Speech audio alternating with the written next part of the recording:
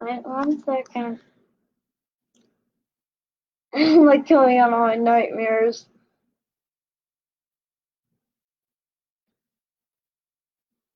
There it is. Say something. Hello, welcome to IBD Storytelling. I'm David Sneathen. This is JJ. And I'm going to read you a story. So, I got my little text message there. That's perfect. Thank you. Thank you, Kimberly. Thank you. What?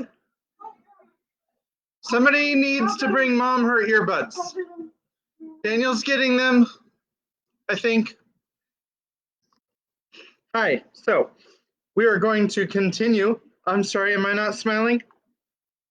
Okay, we're going to continue The Magician's Nephew, but first, I'm going to read John chapter 7. So, John chapter 7. This is from the English Standard Version of the Bible. Light or no light? This is easier for me to see, but I think, no, turn that off. But I think that the backlight might be distracting for you. So I've been having the light on because it's easier for me to read. But if the backlight is really bothering you, then let me know in the comments and I will see what I can do. All right. So this is Jesus at the Feast of Booths. This is beginning with John chapter 7. Hey, JJ, you need to get in your room, change into nighttime clothes, and get ready for bed. All right. Hi. After this, Jesus went about in Galilee. He would not go about in Judea because the Jews were seeking to kill him. Now the Jews' Feast of Booths was at hand, so his brothers said to him, "Leave here and go to Judea, that your disciples also may see the works you are doing. For no one works in secret if he seeks to be known openly. If you do these things, show yourself to the world." For not even his brothers believed in him. Jesus said to them, "My time has not yet come, but your time is always here. The world cannot hate you, but it hates me because I testify about it that its works are evil. You go up to the feast. I am not going up to the feast, for my time has not yet fully come." After saying this, he remained in Galilee. But after his brothers had gone up to the feast, then he also went up, not publicly, but in private. The Jews were looking for him at the feast and saying, "Where is he?" And there was much muttering about him among the people. While some said, "He is a good man," others said, "No, he is leading the people astray." Yet for fear of the Jews, no one spoke openly of him. About the middle of the feast, Jesus went up into the temple and began teaching. The Jews therefore marveled, saying, "How is it that this man has learning when he has never studied?" So Jesus answered them, "My teaching is not mine, but his who sent me. If anyone's will is to do God's will, he will know whether the teaching is from God or whether I am speaking on my own authority. The one who speaks on his own authority seeks his own glory, but the one who seeks the glory of him who sent him is true, and in him there is no falsehood. Has not Moses given you the law? Yet none of you keeps the law.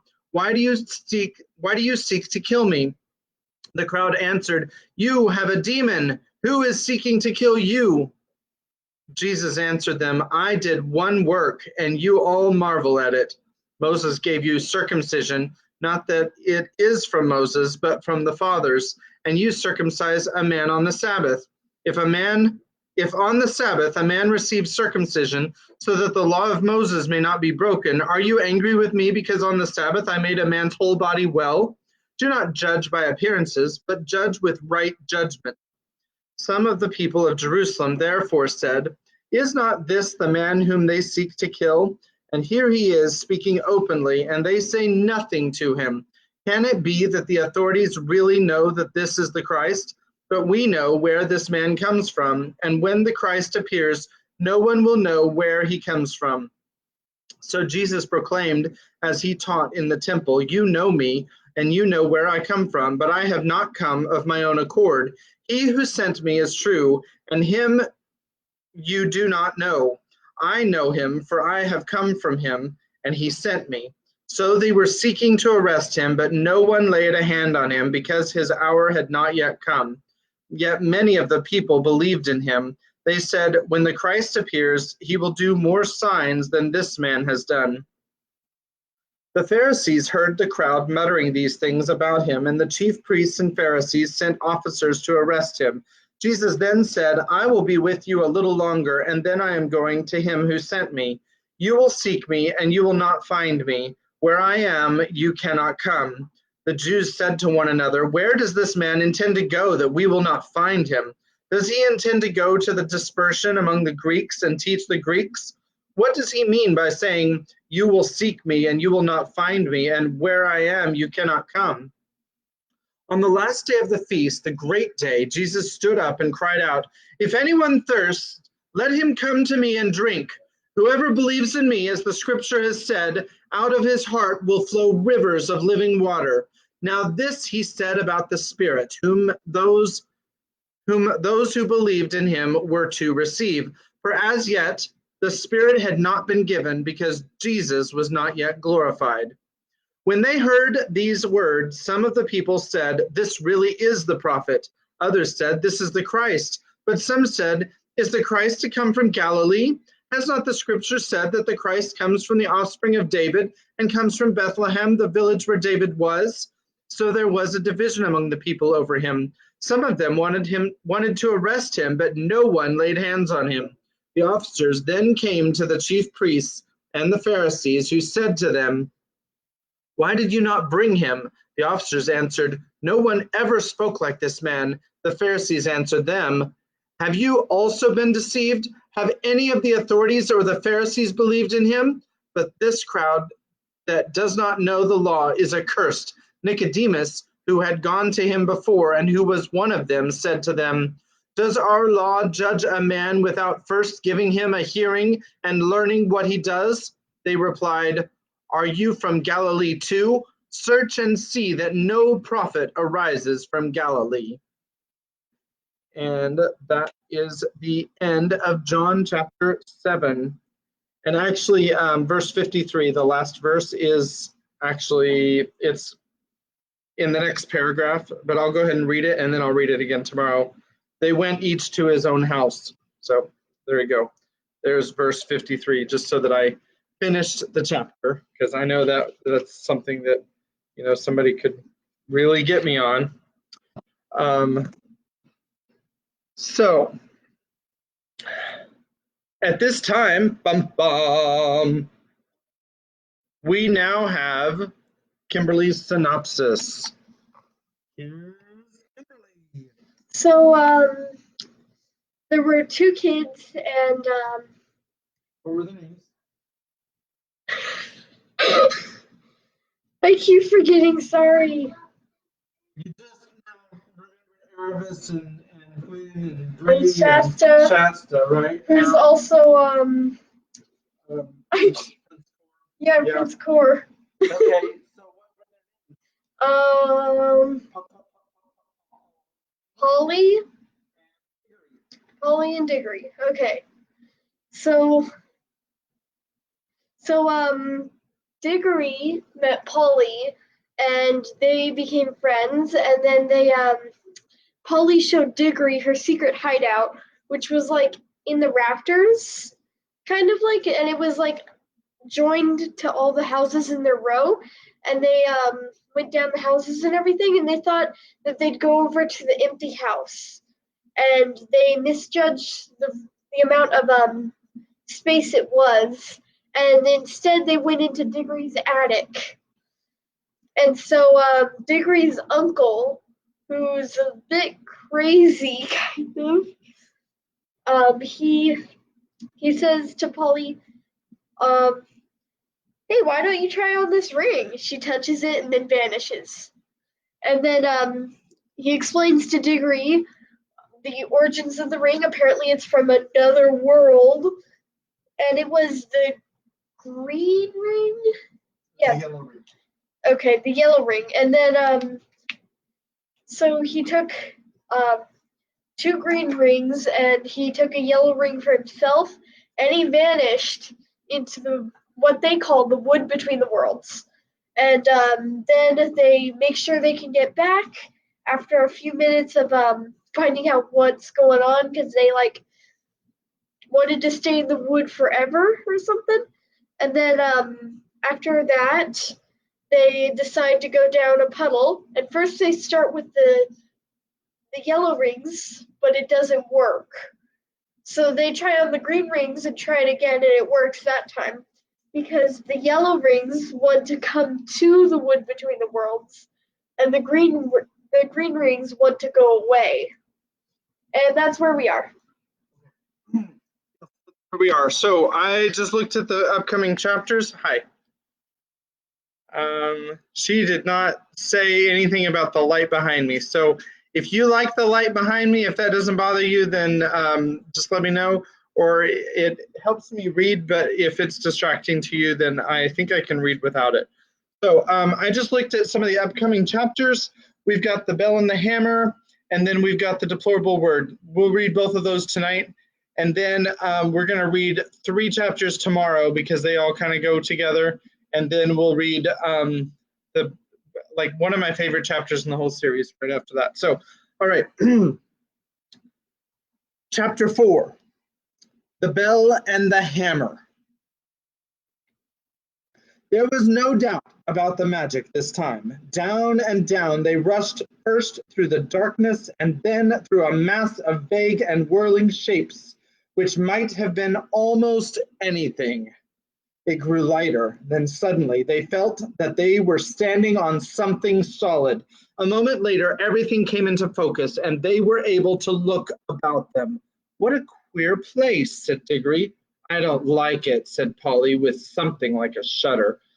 What they noticed first was the light. It wasn't like sunlight, and it wasn't like electric light or lamps or candles or any other light they had ever seen. It was a dull, rather red light, not at all cheerful. It was steady and did not flicker. They were standing on a flat paved surface, and buildings rose all around them. There was no roof overhead. They were in a sort of courtyard. The sky was extraordinarily dark, a blue that was almost black. When you had seen that sky, you wondered that there should be any light at all. It's very funny weather here, said Diggory. I wonder if we've arrived just in time for a thunderstorm or an eclipse. I don't like it, said Polly. Both of them, quite without knowing why, were talking in whispers, and though there was no reason why they should still go on holding hands after their jump, they did not let go. The walls rose very high all around that courtyard. They had many great windows in them, windows without glass, through which you saw nothing but black darkness. Lower down there were great pillared arches yawning blackly like the mouths of railway tunnels. It was rather cold. The stone of which everything was built seemed to be red, but that might only be because of the curious light. It was obviously very old. Many of the flat stones that paved the courtyard had cracks across them. None of them fitted closely together, and the sharp corners were all worn off. One of the arched doorways was half filled up with rubble. The 2 children kept on turning round and round to look at the different sides of the courtyard. One reason was that they were afraid of somebody or something looking out of those windows at them when their backs were turned. Do you think anyone lives here? Said Diggory at last, still in a whisper. No, said Polly. It's all in ruins. We haven't heard a sound since we came. Let's stand still and listen for a bit, suggested Diggory. I'm going to show you this picture. It looks, I don't know, it looks like an empty city. So there it is. All right. They stood still and listened, but all they could hear was the thump-thump of their own hearts. This place was at least as quiet as the wood between the worlds, but it was a different kind of quietness. The silence of the wood had been rich and warm. You could almost hear the trees growing and full of life. This was a dead, cold, empty silence. You couldn't imagine anything growing in it. Let's go home, said Polly. But we haven't seen anything yet, said Diggory. Now we're here, we simply must have a look around. I'm sure there's nothing at all interesting here. There's not much point in finding a magic ring that lets you into another world if you're afraid to look at them when you've got there. Who's talking about being afraid? Said Polly, letting go of Diggory's hand. I only thought you didn't seem very keen on exploring the place. I'll go anywhere you go. We can get away the moment we want to, said Diggory. Let's take off our green rings and put them in our right-hand pockets. All we've got to do is remember that our yellow are in our left-hand pockets. You can keep your hand as near your pocket as you like, but don't put it in or you'll touch your yellow and vanish. They did this and went quietly up to one of the big arched doorways which led into the inside of the building, and when they stood on the threshold and could look in, they saw it was not so dark inside as they had thought at first. It led into a vast, shadowy hall which appeared to be empty, but on the far side there was a row of pillars with arches between them, and through those arches there streamed in some more of the same tired-looking light. They crossed the hall, walking very carefully for fear of holes in the floor or of anything lying about that they might trip over. It seemed a long walk. When they had reached the other side, they came out through the arches and found themselves in another and larger courtyard. That doesn't look very safe, said Polly, pointing at a place where the wall bulged outward and looked as if it were ready to fall over into a courtyard. In one place, a pillar was missing between two arches, and the bit that came down to where the top of the pillar ought to have been hung there with nothing to support it. Clearly, the place had been deserted for hundreds, perhaps thousands of years. If it's lasted till now, I suppose it'll last a bit longer, said Diggory, but we must be very quiet. You know a noise sometimes brings things down, like an avalanche in the Alps. Here they are looking at a sculpture. It's in really good condition if it's thousands of years old. I'll just say that. They went on out of that courtyard into another doorway and up a great flight of steps and through vast rooms that opened out of one another till you were dizzy with the mere size of the place. Every now and then they thought they were going to get out into the open and see what sort of country lay around the enormous palace, but each time they only got into another courtyard. They must have been magnificent places when people were still living there. In one, there had once been a fountain. A great stone monster with wide spread wings stood with its mouth open, and you could still see a bit of piping at the back of its mouth, out of which the water used to pour. Under it was a wide stone basin to hold water, but it was as dry as a bone. In other places there were the dry sticks of some sort of climbing plant, which had wound itself round the pillars and helped to pull some of them down, but it had died long ago, and there were no ants or spiders or any of the other living things you expect to see in a ruin. And where the dry earth showed between the broken flagstones, there was no grass or moss. It was all so dreary and all so much the same that even Diggory was thinking they had better put on their yellow rings and get back to the warm, green, living forest of the in-between place, when they came to two huge doors of some metal that might possibly be gold. One stood a little ajar, so of course they went to look in. Both started back and drew a long breath, for here at last was something worth seeing.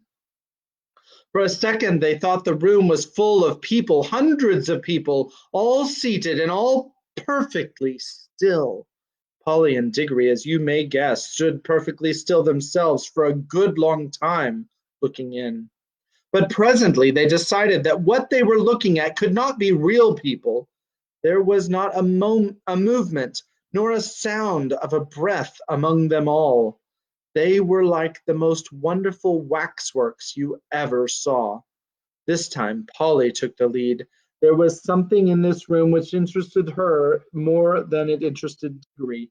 All the figures were wearing magnificent clothes. If you were interested in clothes at all, you could hardly help going in to see them closer, and the blaze of their colors made this room look not exactly cheerful, but at any rate rich and majestic after all the dust and emptiness of the others.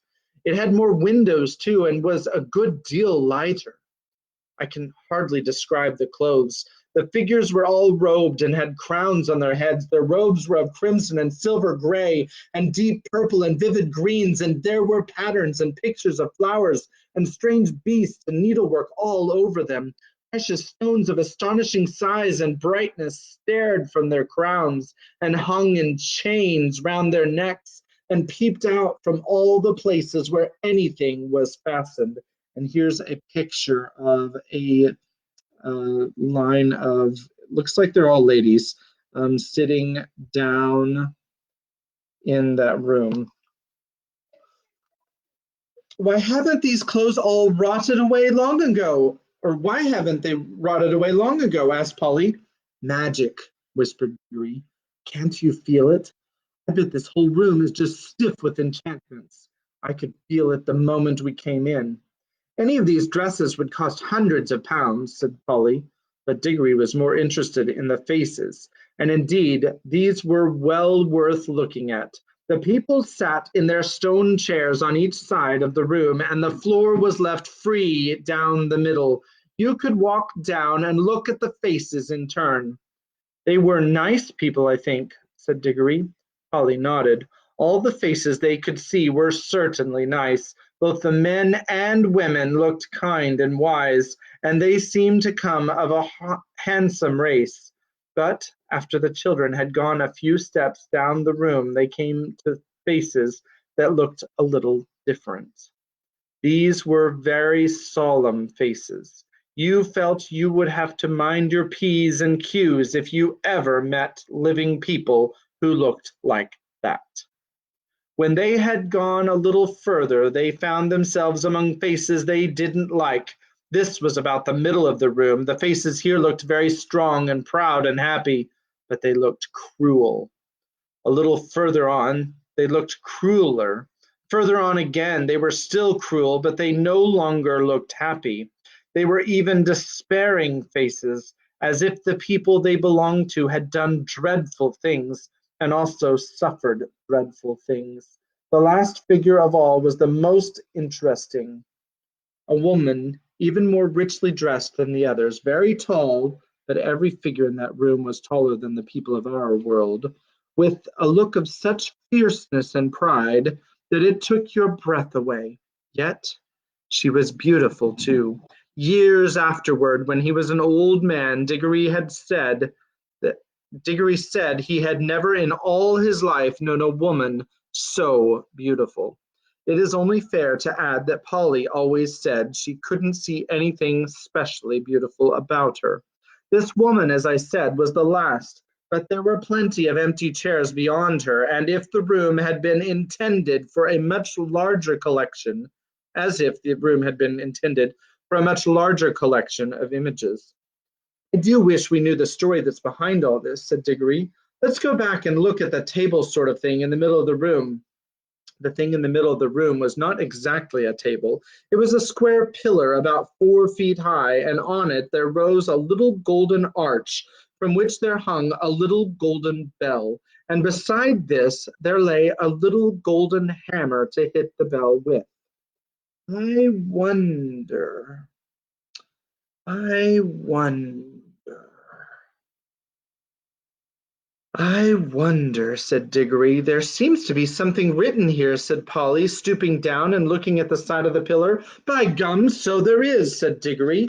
But, of course, we shan't be able to read it. Shan't we? I'm not so sure, said Polly. They both looked at it hard, as you might have expected. The letters cut in the stone were strange, but now a great wonder happened, for as they looked, though the shape of the strange letters never altered, they found that they could understand them. If only Diggory had remembered what he himself had said a few minutes ago, that this was an enchanted room, he might have guessed that the enchantment was beginning to work. But he was too wild with curiosity to think about that. He was longing more and more to know what was written on the pillar, and very soon they both knew. What it said was something like this. At least, this is the sense of it, though the poetry, when you read it there, was better. Make your choice, adventurous stranger. Strike the bell and bide the danger. Oh, wonder till it drives you mad what would have followed if you had. No fear, said Polly. We don't want any danger. Oh, but don't you see it's no good, said Diggory. We can't get out of it now. We shall always be wondering what else would have happened if we had struck the bell. I'm not going home to be driven mad by always thinking of that. No fear. Don't be so silly, said Polly, as if anyone would. What does it matter what would have happened? I expect anyone who's come as far as this is bound to go on wondering till it sends them dotty. That's the magic of it, don't you see? I can feel it beginning to work on me already. Well, I don't, said Polly crossly, and I don't believe you do either. You're just putting it on. That's all you know, said Diggory. It's because you're a girl. Girls never want to know anything but gossip and rot about people getting engaged. You looked exactly like your uncle when you said that, said Polly. Why can't you keep to the point, said Diggory. What we're talking about is how exactly like a man, said Polly in a very grown-up voice, but she added hastily in her real voice, and don't say I'm just like a woman, or you'll be beastly copycat. I should never dream of calling a kid like you a woman, said Diggory loftily. Oh, I'm a kid, am I? Said Polly, who was now in a real rage. Well, you needn't be bothered by having a kid with you any longer then. I'm off. I've had enough of this place, and I've had enough of you, too. You're beastly, stuck-up, obstinate pig.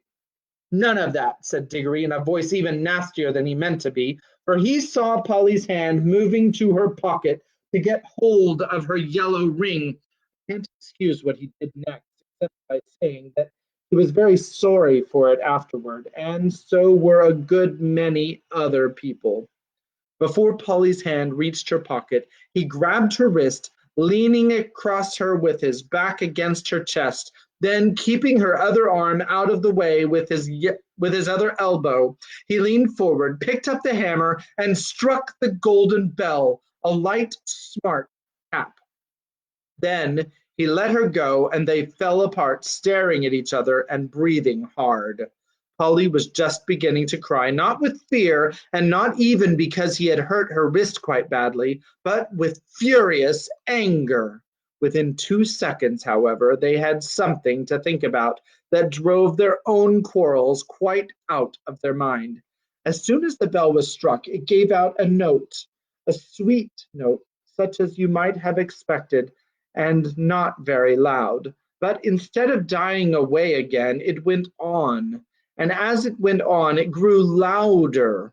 But before a minute had passed, it was twice as loud as it had been to begin with. It was soon so loud that if the children had tried to speak, but they weren't thinking of speaking now. They were just standing with their mouths open. They would have not heard one another. Very soon it was so loud that they could not have heard one another even by shouting. And still it grew, all on one note, a continuous, sweet sound, though the sweetness had something horrible about it, till all the air that in that great room was throbbing with it, and they could feel the stone floor trembling under their feet. Then at last it began to be mixed with another sound, a vague, disastrous noise, which sounded first like the roar of a distant train, and then like the crash of a falling tree. They heard something like great weights falling. Finally, with a sudden rush and thunder and a shake that nearly flung them off their feet, about a quarter of the roof at one end of the room fell in. Great blocks of masonry fell all round them, and the walls rocked. The noise of the bell stopped. The clouds of dust cleared away. Everything became quiet again. It was never found out whether the fall of the roof was due to magic or whether that unbearably loud sound from the bell just happened to strike the note, which was more than those crumbling walls could stand. There, I hope you're satisfied now, panted Polly. Well, it's all over anyway, said Diggory, and both thought it was, but they had never been more mistaken in their lives. Chapter 5, The Deplorable Word. The children were facing one another across the pillar where the bell hung, still trembling, though it no longer gave out any note. Suddenly they heard a soft noise from the end of the room which was still undamaged. They turned quick as lightning to see what it was. One of the robed figures, the furthest off one of all, the woman whom Diggory thought so beautiful, was rising from its chair. When she stood up, they realized that she was even taller than they had thought, and you could see at once, not only from her crown and robes, but from the flash of her eyes and the curve of her lips, that she was a great queen. She looked round the room and saw the damage and saw the children, but you could not guess from her face that she thought of either or whether she was surprised. She came forward with long, swift strides. Here's the picture of the woman and the children, and you can see that they're like barely up to her waist, and there's the line of all the other people that are still seated. Who has awakened me? Who has broken the spell? She asked. I think it must have been me, said Diggory. You, said the queen, laying her hand on the shoulder, a white, beautiful hand. But Diggory could feel that it was strong as steel pincers. You, but you're only a child, a common child. Anyone can see at a glance that you have no drop of royal or noble blood in your veins. How did such as you dare to enter this house?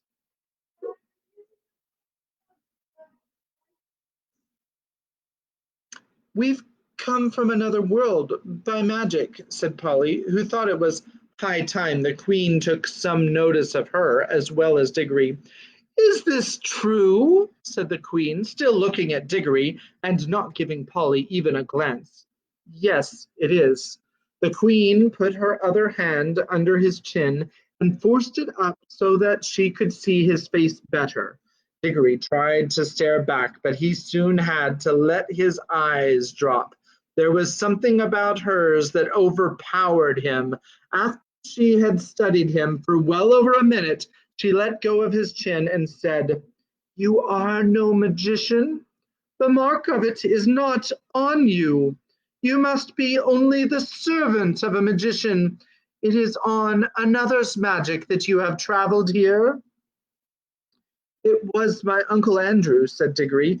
At the moment, not in the room itself, but from somewhere very close, there came first a rumbling, then a creaking, and then a roar of falling masonry, and the floor shook. There is great peril here, said the queen. The whole palace is breaking up. If we are not out of it in a few minutes, we shall be buried under the ruin. She spoke as calmly as if she had been merely mentioning the time of day. Come, she added, and held out a hand to each of the children. Polly, who was disliking the queen and feeling rather sulky, would not have let her hand be taken if she could have helped it, but though the queen spoke so calmly, her movements were as quick as thought. Before Polly knew what was happening, her left hand had been caught in a hand so much larger and stronger than her own that she could do nothing about it. This is a terrible woman, thought Polly. She's strong enough to break my arm with one twist, and now that she's got my left hand, I can't get at my yellow ring. I tried to stretch across and get my right hand into my left pocket. I mightn't be able to reach it before she asked me what I was doing. Whatever happens, we mustn't let her know about the rings. I do hope Diggory has the sense to keep his mouth shut. I wish I could get a word with him alone. The queen led them out of the hall of images into a long corridor, and then through a whole maze of halls and stairs and courtyards. Again and again they heard parts of the great palace collapsing, and sometimes quite close to them. Once a huge arch came thundering down only a moment after they had passed through it. The queen was walking quickly. The children had to trot to keep up with her, but she showed no sign of fear. Diggory thought, she's wonderfully brave and strong. She's what I call a queen. I do hope she's going to tell us the story of this place. She did tell them a certain things as they went along. That is the door to the dungeons, she would say, or that passage leads to the principal torture chambers, or this was the old banqueting hall where my great-grandfather bade 700 nobles to a feast and killed them all before they had drunk their fill. They had had rebellious thoughts. They came at last into a hall larger and loftier than any they had yet seen. From its size and from the great doors at the far end, Diggory thought that now at last they must be coming to the main entrance. In this he was quite right. The doors were dead black, either ebony or some black metal which is not found in our world. They were fastened with great bars, most of them too high to reach and all too heavy to lift. He wondered how they would get out. I'm going to show you, there's actually two pictures in this. So here's a picture of them at the door, and here's a picture of them going through the corridor with the stairs. All right, there you go. The queen let go of his hand and raised her arm. She drew herself up to her full height and stood rigid. Then she said something which they couldn't understand, but it sounded horrid, and made an action as if she were throwing something toward the doors. And those high and heavy doors trembled for a second, as if they were made of silk, and then crumbled away till there was nothing left of them but a heap of dust on the threshold. Phew, whistled Diggory. Has your master magician, your uncle, power like mine? Asked the queen, firmly seizing Diggory's hand again. But I shall know later. In the meantime, remember what you can. This is what happens to things and to people who stand in my way. Much more light than they had yet seen in that country was pouring in through the now empty doorway, and when the queen led them out through it, they were not surprised to find themselves in the open air. The wind that blew in their faces was cold, yet somehow stale. They were looking from a high terrace, and there was a great landscape spread out below them. Low down and near the horizon hung a great red sun, far bigger than our sun. Diggory felt at once that it was also older than ours, a sun near the end of its life, weary of looking down upon that world. To the left of the sun and higher up there was a single star, big and bright. Those were the only two things to be seen in the dark sky. They made a dismal group, and on the earth, in every direction, as far as the eye could reach, there spread a vast city in which there was no living thing to be seen, and all the temples, towers, palaces, pyramids, and bridges cast long, disastrous-looking shadows in the light of that withered sun. Once a great river had flowed through the city, but the water had long since vanished, and it was now only a wide ditch of gray dust. Look well on that which no eyes will ever see again, said the queen. Such was Karn, that great city, the city of the King of Kings, the wonder of the world, perhaps of all worlds. Does your uncle rule any city as great as this, boy? No, said Diggory. He was going to explain that Uncle Andrew didn't rule any cities, but the Queen went on. It is silent now, but I have stood here when the whole air was full of the noises of Carn, the trampling of feet, the creaking of wheels, the crackling of whips, and the groaning of slaves, the thunder of chariots, and the sacrificial drums beating in the temples.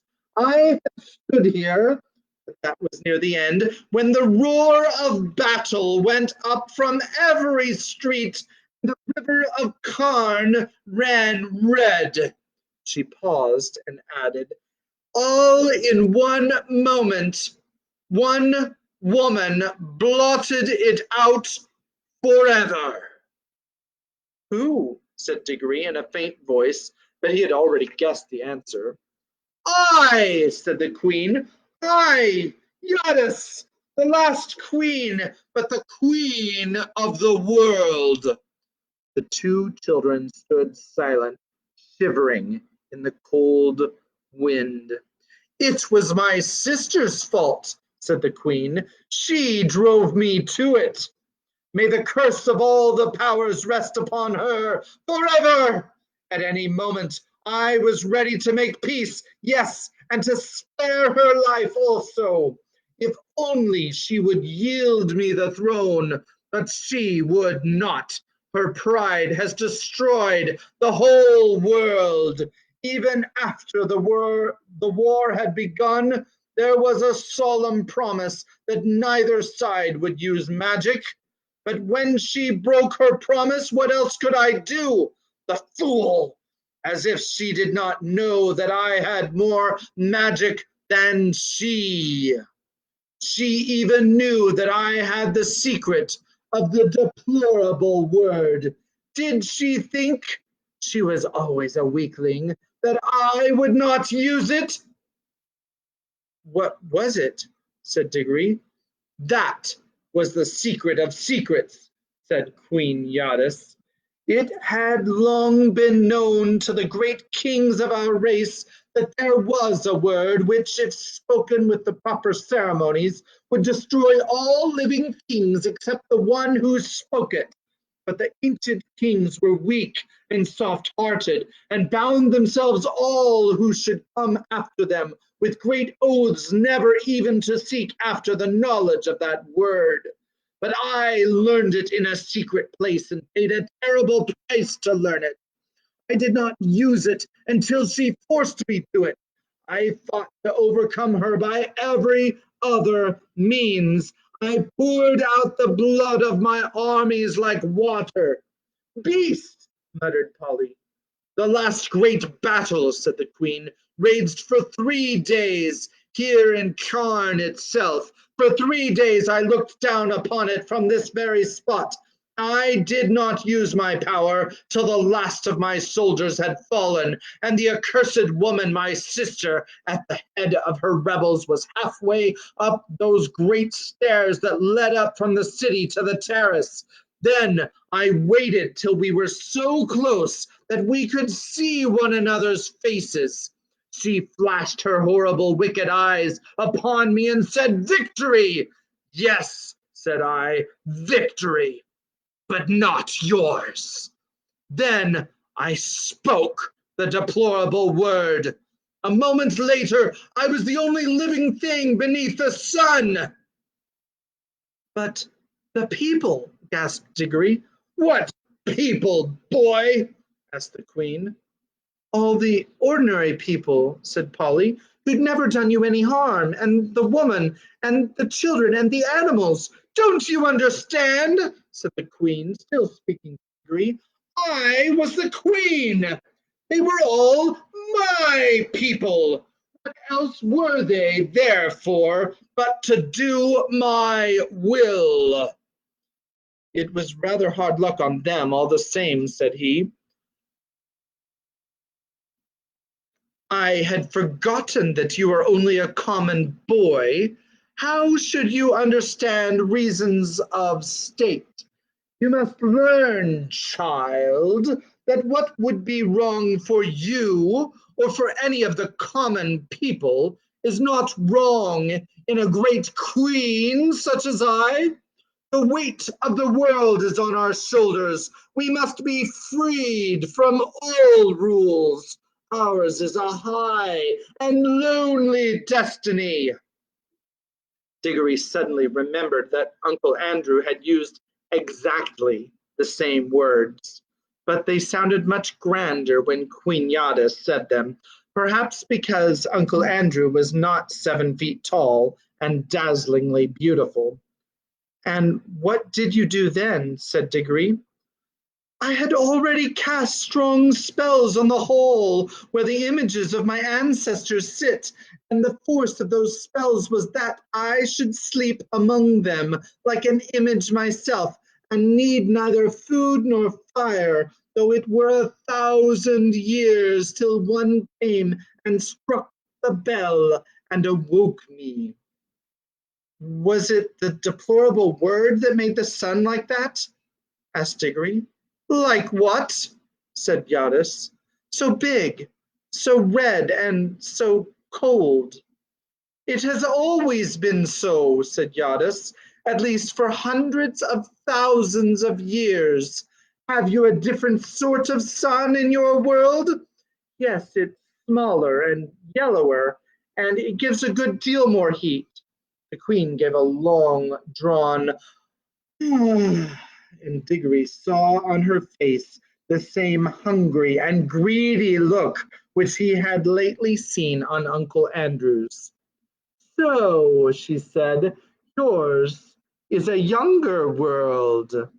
She paused for a moment to look once more at the deserted city, and if she was sorry for all the evil she had done there, she certainly didn't show it.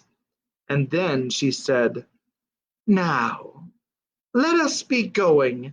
It is cold here at the end of all the ages.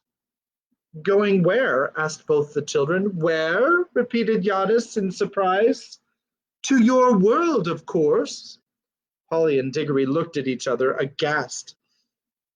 Polly had disliked the queen from the first, and even Diggory, now that he had heard the story, felt that he had seen quite as much of her as he wished. Certainly, she was not at all the sort of person one would like to take home, and if they did like, they didn't know how they could. What they wanted was to get away themselves, but Polly couldn't get at her ring, and of course Diggory couldn't go without her. Diggory got very red in the face and stammered, oh, our world, I didn't know you wanted to go there. What what else were you sent here for, if not to fetch me? Said Yadis. I'm sure you wouldn't like our world at all, said Diggory. It's not her sort of place, is it, Polly? It's very dull, not worth seeing, really. It will soon be worth seeing when I rule it, answered the queen. Oh, but you can't, said Diggory. It's not like that. They wouldn't let you, you know. The queen gave a contemptuous smile. Many great kings, she said, thought they could not stand, or they could stand, against the house of Karn, but they all fell, and their very names are forgotten. Foolish boy! Do you think that I, with my beauty and my magic, will not have your whole world at my feet before a year has passed? Prepare your incantations and take me there at once. This is perfectly frightful, said Diggory to Polly. Perhaps you fear for this uncle of yours, said Yadis, but if he honors me duly, he shall keep his life and his throne. I am not coming to fight against him. He must be a very great magician if he has found out how to send you here. Is he king of your whole world or only just of part? He isn't king of anywhere, said Diggory. You're lying, said the queen. Does not magic always go with royal blood? Who ever heard of common people being magicians?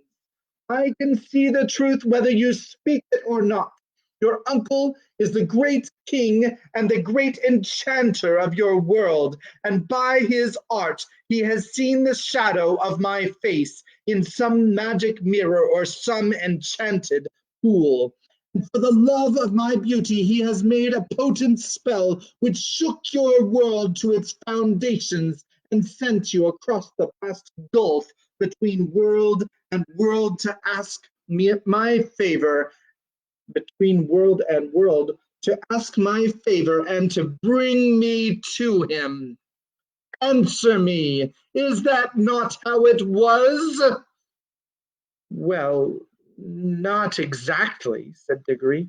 Not exactly, said Polly. Why, it's absolute bosh from beginning to end. Minions!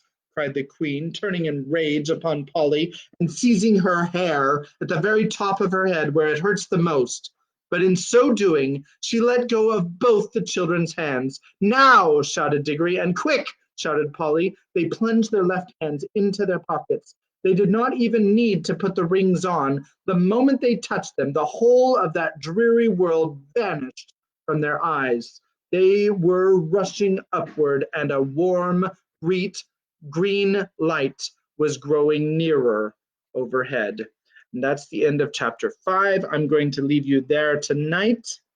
Chapter 6 is called The Beginning of Uncle Andrew's Troubles.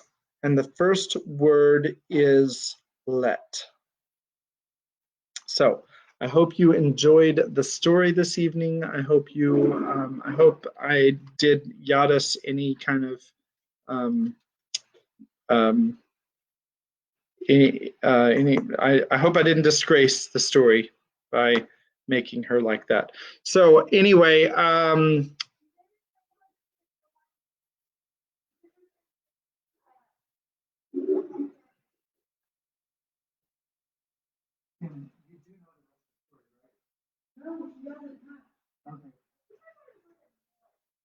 okay, so Kimmy doesn't know what happens. If you think you know what happens, go ahead and put it in the comments. But yeah, so we're it's quite an adventure that we have in the next few chapters. So we're gonna do 3 tomorrow. Like I said, this book just kind of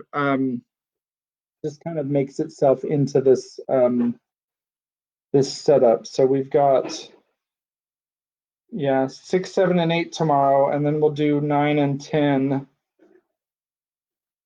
the next day, and then at that point we have 5 chapters left. So I'm not sure. Okay, good night, Becca. Becca says good night. We love you, Becca.